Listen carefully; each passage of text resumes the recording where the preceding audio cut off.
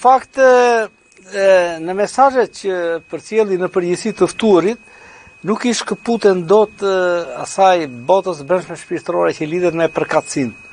Në fakt, vota diasporës është një e drejtë kushtetuese pavarësisht se cili subjekti i përkasin. Pra, kur thuhet që zoti Bozhiqi e tha mirë, është vot për atë dhe unë vot për integritetin tonë. Kur thuhet që ne do votojmë për vazhdimsinë ose për ndryshimin, menjëherë individi e shfaq në publik qëndrimin që ka pavarësisht se sa e shpreh, sepse ata njerëz që na shikojnë ne, dhe janë shumë ata që na shikojnë, ne shikojmë kushmërinë e emisionit, e kuptojnë me një, pa e skanojnë individin që në momentin që ai përcjell mesazh. Dhe mesazhet që presin ata nga ne janë pavarësisht mendimit individual, ose duhet votuar për këtë, edhe domosdoshmëria e pjesëmarrjes në votim si armë efektive që ka diaspora. Sepse nesër, unë e thash në hyrje të emisionit, do ta gjykoj koha.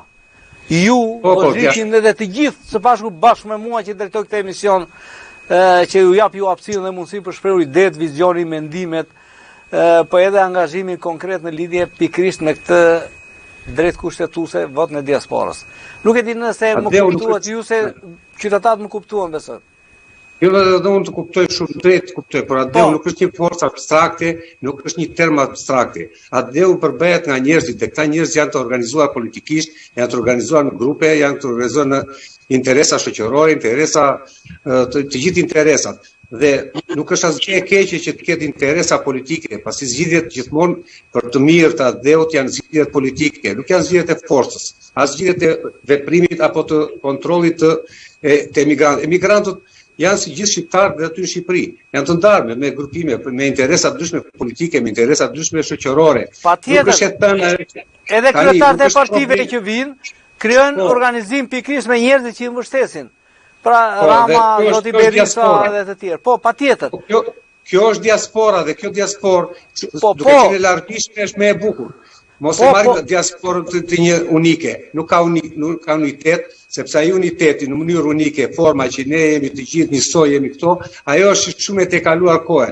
Adeu është për të gjithë njësoj, të gjithë e duan adeun, por kanë dhe këto ndryshime në veprime se si ecën ky ade, si do zhvillohet ky ade. Dhe diaspora drita zgjedhi se si zhvillohet. Çdo njeri nga ne këtu në panel ka interesa, ka përkatësinë e tij se si e mendon zhvillimin nesër. Mund ta mendoj zhvillimin që është mirë, mund ta mendoj zhvillimin që është keq. Por ky zhvillim vjen nga veprimet tona politike, nuk vjen nga veprimet tona abstrakte.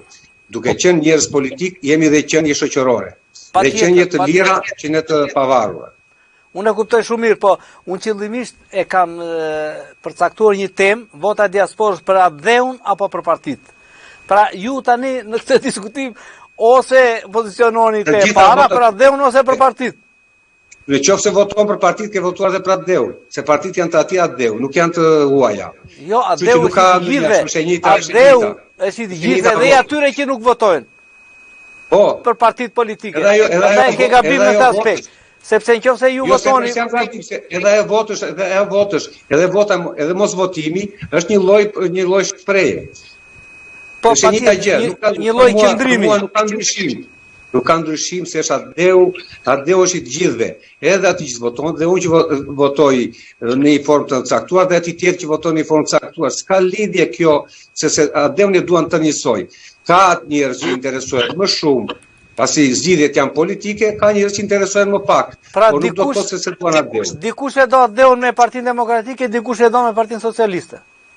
Kështu po thoni. Ka normale, kjo është larmia e bukur, kjo është e bukur e demokracisë. Interesat e adeut prevalojnë mbi interesat partijake, i nderuar Fizi. Sepse pavarësisht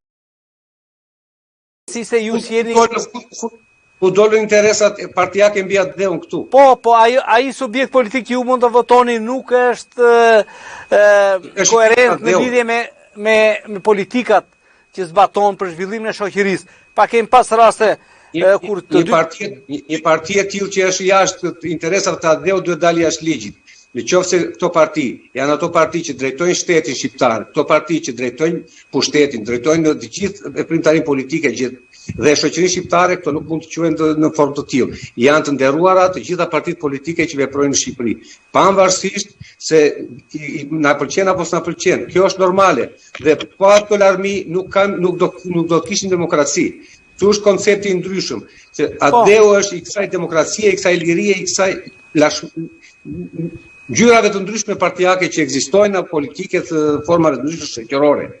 S'ka ndonjë ndryshim. Po nuk patëm këto, atëherë kemi vështrimi, po e zgjasim shumë, këndvështrimi juaj që adheun e do vetëm me Partinë Demokratike, tregon që nëse e ka përthe nuk e do adheun. Nuk e tham këtë, nuk e tham. Jo se the, po ju thoni që nuk e di me nxjerr të konkluzion. Sot e ka Partia Socialiste, unë e dua adheun njësoj. Interesat janë kombëtare mbi të gjitha. Interesat politike dhe shkojnë në vijim. Edhe do zgjedhësh më të mirën. Edhe mund të jetë dhe e majt nëse e djatha për ty, nuk ka sjell zhvillim, ose ti nuk e ke gjetur veten te idetë dhe vizioni që ke për zhvillimin e shoqërisë. Atëre ku pa kjo që e duam vetëm me Partinë Demokratike se duam me Partinë Socialiste. Partia Socialiste është sot, atë unë e dua njësoj. E nderoj njësoj, vetë shpesh herë na kënaqem kur jam atje, por s'ka lidhje kjo. Kjo ka lidhje me politikat shoqërore, politikat e biznesit, politikat ekonomike, politikat tëra. Po atë po them, adeu nuk është abstrakte, thash në fillim. Është njerëzit dhe këta njerëz duhen ndihmuar. Unë mendoj se ndihmon më Partia Demokratike. Në 10 vitet e fundit ka nikur, në 10 vitet e fundit ja larguar 1 milion shqiptar. 12 vitet e fundit. Atëre, edhe kjo e adeutës, ama nga adeu ka nikur kaq. Prandaj e kuptoj që do të ruash ekuilibrin ti, po problemi është që duhet të qëndrosh logjikës dhe mendimit që ke në lidhje me konkluzionin që nxjerr, duke referuar fakteve apo dëshirës së brendshme shpirtërore që të ngrit. Po të hymë në fakte, të hymë një në fakte, do dalim nuk e mbaron dot emisioni sot. Okej. Sepse do të thjerë kundër fakte, se do më zgjesh kundër fakte. Po ne po flasim tani për një veprim të tillë. Unë them vetëm kaq. 3 mandate janë shumë. 3 mandate dhe gratë nuk ka mbajtur dot ai. Jo të mbajë qeveri. Kaq. Ama vota për atë është vot për adheun, sepse e keni votuar, e ka votuar shqiptar 3 mandate. Nuk e mohoj që edhe aty në rregull. Shqiptarët e votojnë. Zoti Saliaj, edhe unë të falenderoj që je për të parë këtë emision, edhe pse je një personazh shumë i çuditshëm dhe karizmatik.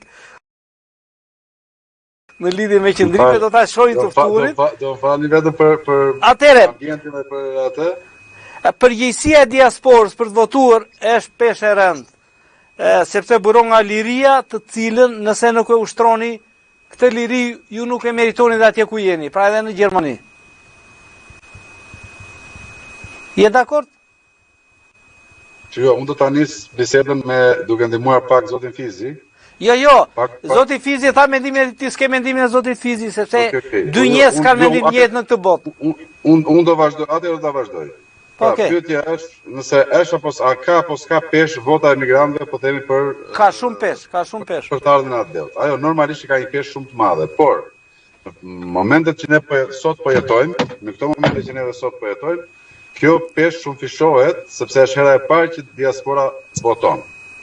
Po. Dhe kjo peshë shumë fishohet sepse sot në Shqipëri neve kemi të bëjmë me një pushtet autokrat i cili, siç e thatë edhe pak më parë, në 12 vite ka ndjekur 1 milion shqiptar nga Shqipëria. Ka nikur. Shko, ne po themi në mënyrë të moderuar ka nikur, por nuk i ndoqë kush me të gjithë ikën se së pan mundësinë aty. Siç ke ikur edhe ti. Ti je një nga ata që ke ikur në këto 10 vite.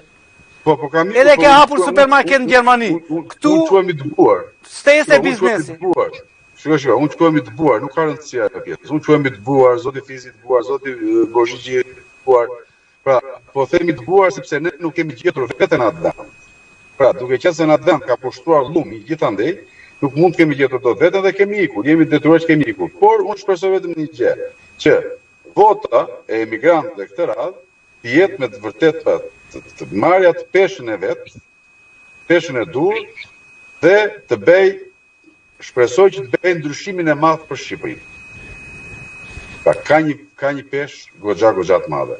Dhe tjetra, mendoj që do ketë ka një impakt goxha të madh pesha e emigrantëve, sepse siç u tha edhe pak më parë, se siç e kam lexuar, që janë rreth 340.000 persona të regjistruar deri sot, deri në datën 4, që janë pjesë që do votojnë, apo 230.000 sa ishte, se nuk e mbaj mend mirë. 240 janë që do votojnë. Po, 240.000 që do votojnë. 320 janë, po 100 janë fshirë, janë hequr, janë lejuar. Është 3% shumë e madhe. 240.000 vota, për mendimin tim, janë me të vërtet rëndësia më e madhe e këtyre votës emigrantëve është sepse është vot e pa intimiduar, e pa kërcënueshme.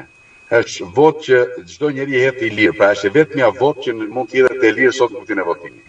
Pa, përveç disa rasteve sporadike që kemi dëgjuar në Evropë që kanë hapur zyra, vinë me karta identiteti, me numra telefoni, i takojnë, i pitidojnë, i shantazhojnë për pjesëtarët që kanë në Shqipëri, por po themi që kjo është një përqindje aq e vogël sa që nuk ndikon fare në votën e diasporës. Ndikon. Kur lexojmë vot diasporë në Kosovë ka ndryshuar raportet e vota diasporës. Tani prap me post. Kjo mund të ndikojë në rast se vota këtu hyn te pjesa se sa e sigurt është vota e diasporës kur të numërohet, jo kur të votohet. Shiko, mua më pëlqeu zoti Edi Rama që tha nuk duhet i dal në krah sepse unë kam ato mendimet e mia. Vetëm votoni, nuk ka rëndësi për kë votoni. Shiko, zoti Rama ka thënë disa kohë. Shiko, zoti Rama thotë votoni, nuk ka rëndësi për kë votoni, sepse nuk është e rëndësishme për kë voton diaspora, e rëndësishme është për si numëron ai zotëria atje. Atje ka përfaqësues të gjithë subjekteve politike. Qofse ai i Partisë Demokratike apo i subjekt tjetër që ka antar e ndryshon, është problemi i tij, jo i juaj. Shiko, nuk hyja se pjesë se nuk e një fare atë linjë si pjesë sigurisë. Po kështu funksionon. Po nuk e di fare atë linjë. Po dua të them që vota e diasporës mendoj që do sjellë ndryshim goxha të madh. Sepse njerëzit të cilët sot jetojnë në diasporë janë njerëz të cilët kanë fituar lirinë, kanë fituar pavarësinë ekonomike, kanë fituar atë ndërgjegjen që nëse në një vend duhet punohet kështu siç po punojmë në Gjermani, në Holland, Belgjik, në Greqi apo kudo që ndodhen.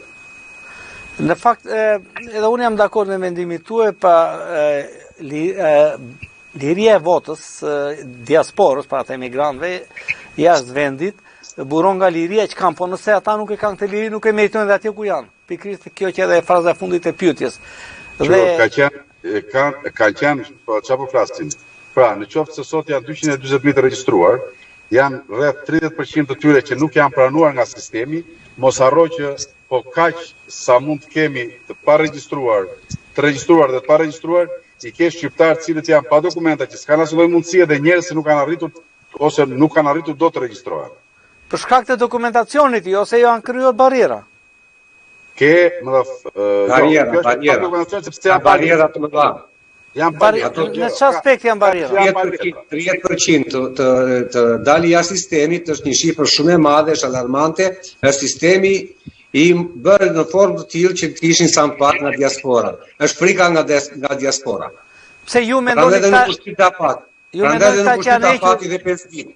Kur kishte dyndje, kur u pa që trendi po rritej, nga 5.000 në ditë vajti në 15.000 u bllokua. Nuk u shtyrt edhe 5 ditë.